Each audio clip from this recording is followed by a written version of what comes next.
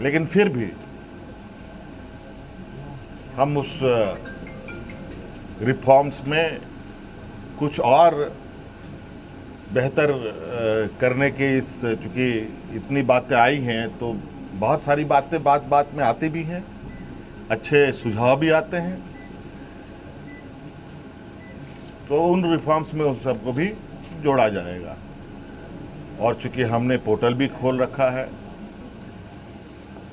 चाहे वो छात्र हो, शिक्षक हो, अभिभावक हो, उस विषय पर उस पोर्टल पर अपने सुझाव दे सकते हैं और विशेषज्ञों की टीम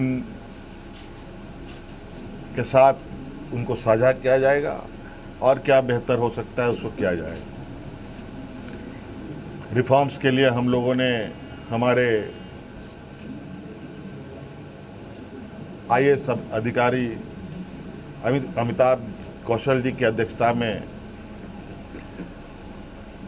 कमेटी बनाने का निर्णय लिया है, जो अलग अलग संस्थानों के साथ संपर्क करते, बुद्धिजीवी लोगों के साथ, अच्छे अच्छे लोगों के साथ संपर्क कर इस रिफॉर्म को पूरा अंजाम तक पहुंचाएंगे।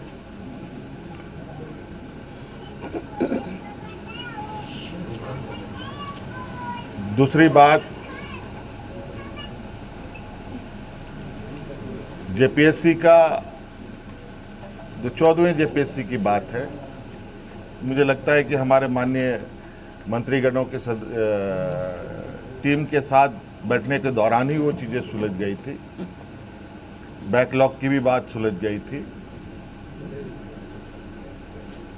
और कई जगह पर लोग नियुक्त भी हुए हैं। उसको लेकर छात्रों के तरफ से भी और मंत्रीगणों की तरफ से भी कोई कंक्लूजन पर नहीं पहुंच पाए। आज इस विषय को पटाक्षेप करने के लिए हम लोगों ने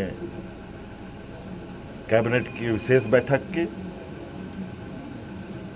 इस बैठक में उन सभी चीज़ों का समाधान निकालते हुए हम लोगों ने निर्णय लिया है कि TDPL द्वारा किए गए परीक्षाएं, TDPL के द्वारा प्रकाशित रिजल्ट और TDPL द्वारा जो भी अभ्यर्थी चुने गए हैं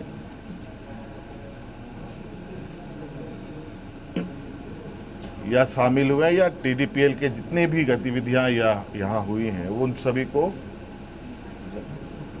कैंसिल किया जाता है, रद्द किया जाता है।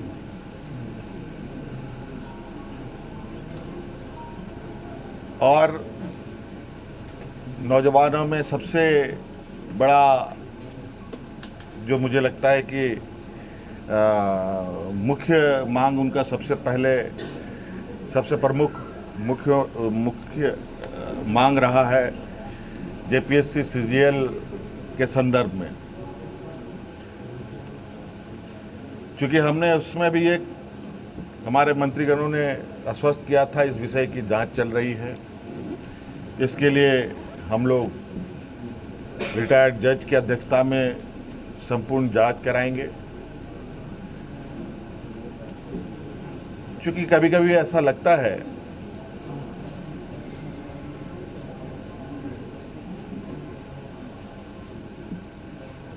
कि हम ही सही हैं, कभी कभी ऐसा लगता है कि छात्र भी सही है। इन दोनों के बीच में फर्क करना थोड़ा कठिन हो जाता है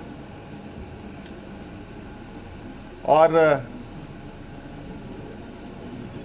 इस विषय को लेकर हमने जो SIT की टीम जांच कर रही है और CID की जो टीम जांच कर रही है, इन दोनों के जांच के दौरान बहुत सारे ऐसे तथ्य आ रहे हैं जो चौंकाने वाले हैं। क्योंकि जांच का विषय है, बहुत खोल के बातें कहना संभव नहीं है और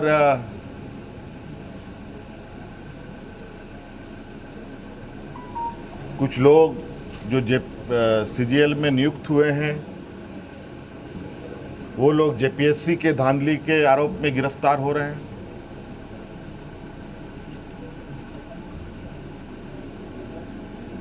और कई कंपनियां जो यहाँ कार्यरत हैं अलग अलग समय में भी कार्यरत रहे हैं। इन सब का एक बहुत बड़ा नेटवर्क का घालमेल प्रतीत होता है। जांच के दायरे में तो हम इसके परीक्षाओं की जांच में हैं। हमने विभाग को कहा है, CID को कहा है। अब जब इसका ऑपरेशन हुआ ही है तो पूरे तरीके से इसका ऑपरेशन होनी चाहिए। और जो हमें जानकारी CGL को लेकर हम लोग के समक्ष बताया गया और उस तथ्यों को समझ बुझने के बाद आज कैबिनेट ने जैसे CGL को भी रद्द करने का निर्णय लिया और पूरा 2014 से अब जितनी भी छोटी बड़ी गलतियां हुई हैं, जिससे भी हुई है, सभी की जांच होगी और साथ में बहुत जल्द केंद्र सरकार के द्वारा जो MMDR एक्ट में जो बदलाव किया गया है उस संदर्भ में भी हम लोग चर्चा के लिए एकत्रित होंगे। हो सकता है इस विषय पर MMDR एक्ट संशोधन पर हमें विशेष सत्र भी बुलाना पड़े तो हम लोग बुलाएंगे। धन्यवाद। सर एक दो सवाल है सर।